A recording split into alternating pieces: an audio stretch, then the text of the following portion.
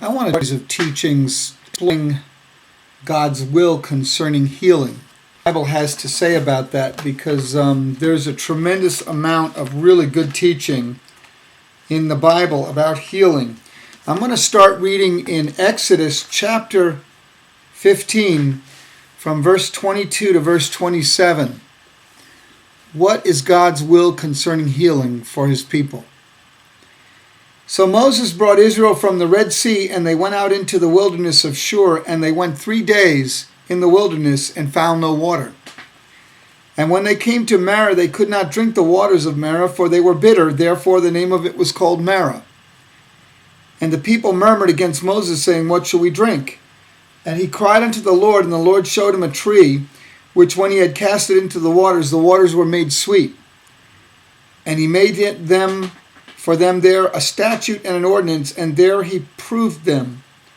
And he said, If thou wilt diligently hearken to the voice of the Lord thy God, and wilt do that which is right in his sight, and will give ear to his commandments, and keep all his statutes, I will put none of the diseases upon thee which I have brought upon the Egyptians, for I am the Lord that healeth thee.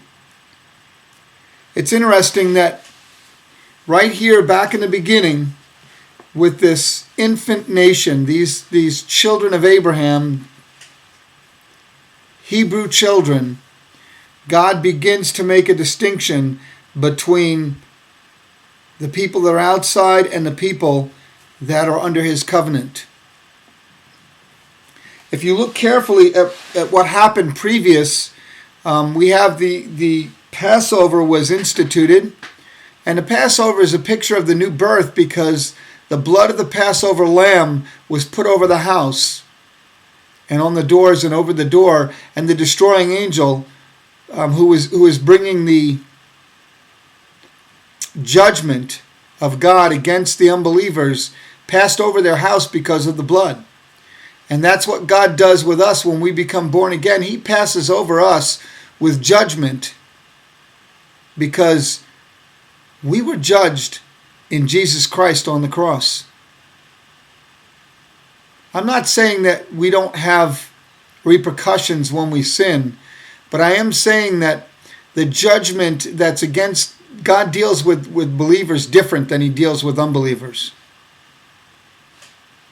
He loves everybody the same, but there's a distinction when the blood of the Lamb is over your life, and we need to understand that Jesus died for the whole world. But when we receive that sacrifice, the blood of the Lamb is over our life. And then we have the Red Sea. God led them out in really what military strategists would concern the worst direction, right down to a dead end at the Red Sea. But what did God do? He opened up the Red Sea and they walked through on dry ground. And it's a picture in some ways also of the new birth. It's a picture of baptism. They walked through the judgment on dry ground because the blood of the Lamb had been shed for them. And so in the third thing that happens is, and it's the first thing that God does when he brings those children of Israel out of the Red Sea, a picture of the new birth and baptism, is they walk 3 days in the desert and find no water, and they come to a known source of water. And Moses has been through the desert a little previously, and they come to a known source of water, and it turns out the water is poison, bitter. So they call it Marah, which means bitter or not drinkable, is what the Hebrew dictionaries indicate. So the people, cry out to Moses, and Moses prays to God, and God shows him a tree, which is very typical of the cross, because the cross is referred to as a tree. Jesus bare our sins in his own body on the tree, that we being dead to sin might live unto righteousness, and by his stripes ye were healed. That's 1 Peter 2:24. So he shows him a tree, and he throws the tree in the waters, and the waters are miraculously made pure and drinkable. Now, I want you to hear what he says in verse 26. And he said, if that will diligently hearken to the voice of the Lord thy God, and will do that which is right in his sight, and will give ear to his commandments, and keep all his statutes, I will put none of these diseases upon you, which I brought upon the Egyptians, for I am the Lord that healeth thee.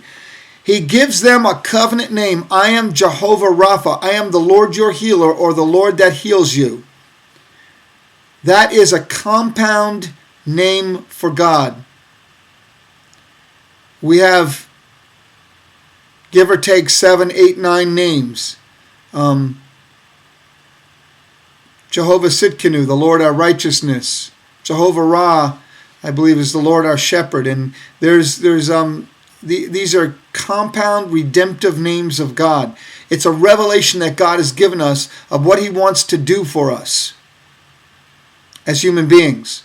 Now, in this particular reference, when he gives that name, there's conditions.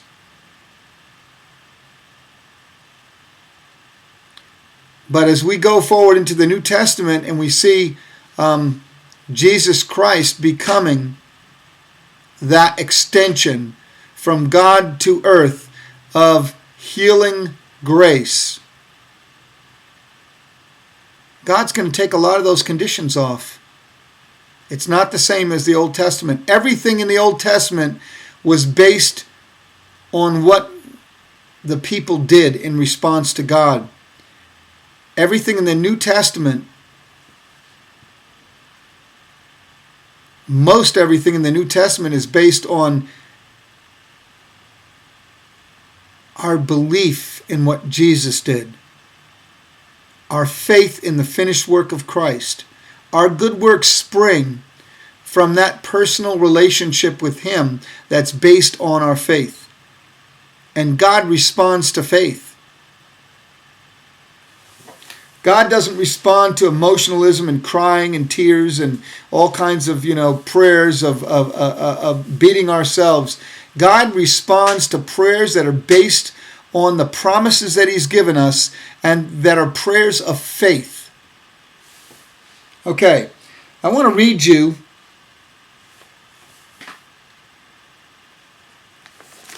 from Isaiah 53. Because Isaiah 53 is where God gives us a prophetic picture of Messiah coming to become a sacrifice in our place. And in the 4th verse, he says something. He says, surely he hath borne our griefs and carried our sorrows, yet we did esteem him stricken, smitten of a God, and afflicted. But he was wounded for our transgressions, he was bruised for our iniquities, the chastisement for our peace was upon him, and by his stripes we are healed. Verse 4 is very striking when you consider what the Hebrew really says there. Any study Bible will show you that the word griefs should be translated sicknesses. Later on in the chapter, it says, for he shall bear their iniquities. And then in verse 12, he shall bear the sin of many. Those two words for bear are two different Hebrew words. They're the same two words that are used in verse 4 here. Surely he hath borne our griefs and carried our sorrows. Now, literally in the Hebrew, surely he has borne our sickness, and you could say carried our pains, because that word sorrows is also translated pain.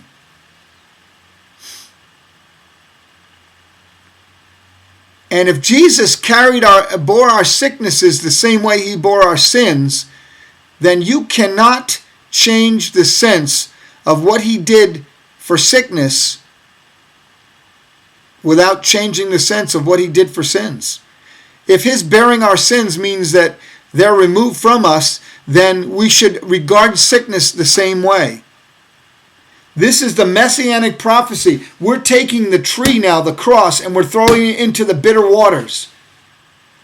This is helping us to see what Messiah is going to do for us. He's going to bear our sickness and carry our pain. It's interesting also, I don't want you to lose the fact that the only verse in this messianic prophecy of Isaiah 53:4, this whole chapter, the only verse where it says surely in front of it is the 4th verse where it says, surely he has borne our sickness and carried our pain. I'm going to cut off for now, but I'm going to follow up with some short teachings to follow up on what we've discussed today. I want you to think about it and meditate on the Word, because the Word is true. No matter what anyone else has experienced, the Word is always true. And the Word is always above experience. Bless you.